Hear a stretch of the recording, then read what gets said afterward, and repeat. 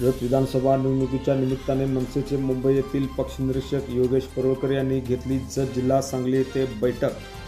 विधानसभा निवडणुकीच्या निमित्ताने मनसेचे मुंबई येथील पक्षनिरीक्षक माननीय योगेश परोळकर यांनी जत येथे मनसेच्या पदाधिकाऱ्यांची बैठक घेतली। यावेळी त्यांच्या समवेत सांगली जिल्हा मनसेचे अध्यक्ष तानाजीराव सावंत, पक्ष निरीक्षक मुंबई येथील दिलीप चितलांगे, जय श्रृंगारपुरे यांच्यासह सांगली जिल्हा मनसेचे उपाध्यक्ष मुकेश पवार, जत तालुका अध्यक्ष कृष्णा कोळी, शहराध्यक्ष श्रीकृष्ण तळेकर, शहर उपाध्यक्ष शरद चव्हाण, तालुका उपाध्यक्ष प्रकाश पाटील, बाळू खिलारे, अक्षय कोळी, सचिव हर्षल बाबर, संजय टोने, श्रीहरी राजपूत, संजय वाघमोडे, शिवाजी जाधव, वाहतूक सेनाध्यक्ष बलबीर पाटील, जत तालुका मनसे उपाध्यक्ष विशाल माळी, तालुका उपाध्यक्ष यांच्यासह अनेक पदाधिकारी मोठ्या संख्येने उपस्थित होते। पक्ष निरीक्षकांच्या उपस्थितीमध्ये जत येथून भव्य मोटरसायकल रॅली काढण्यात आली। पाहूया TV1 मराठीने घेतलेला ग्राउंड रिपोर्ट।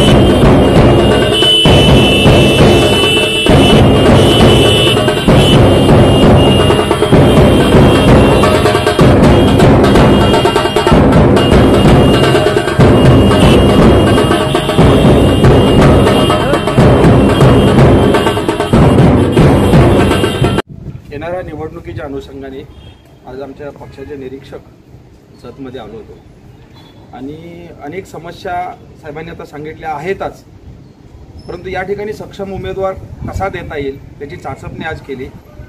कार्यकर्त्यांकडूनही प्रचंड उत्साह होता।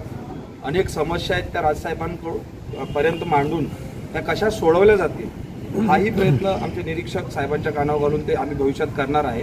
येणाऱ्या विधानसभेला आम्ही या ठिकाणी सक्षम असा पर्याय देणार आहे।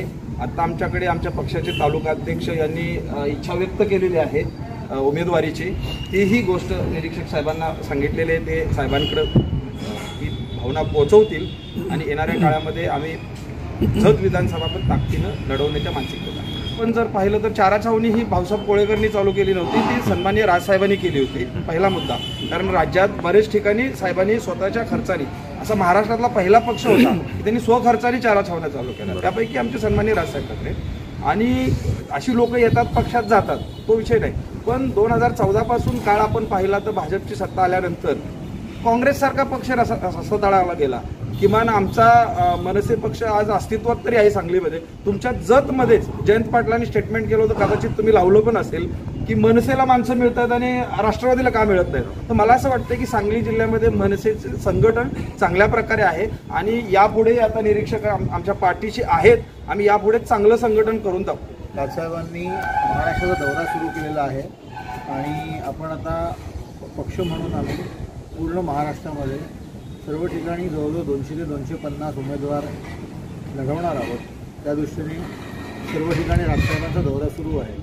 त्याच अनुषंगाने साहेबांनी काही प्रमुख नेत्यांवरती जबाबदारी दिलेली आहे। वेगवेगळ्या जिल्ह्यांमध्ये जाऊन त्या जिल्ह्यांमधली परिस्थिती बघून तिकडचे आपले जे कार्यकर्ते आहेत, तिकडे जे उभे राहणारे लोक आहेत, ह्या लोकांशी संवाद साधून त्यांच्यासाठी काम करण्यासाठी, तर त्या दृष्टीने आम्ही ऑलरेडी आता सांगली जिल्ह्यामध्ये आलेलो आहोत। काल काही महत्त्वाच्या बैठका घडल्या, सांगली होतं, मिरज होते, आज कवठे महाकाळ आणि तासगाव कवठे महाकाळ तसंच जत हा हे केलेला आहे। उद्या परत 2 तालुक्यांचे दौरे आहेत आणि त्याच्यानंतर परवा काही 2 तालुक्यांचे दौरे आहेत।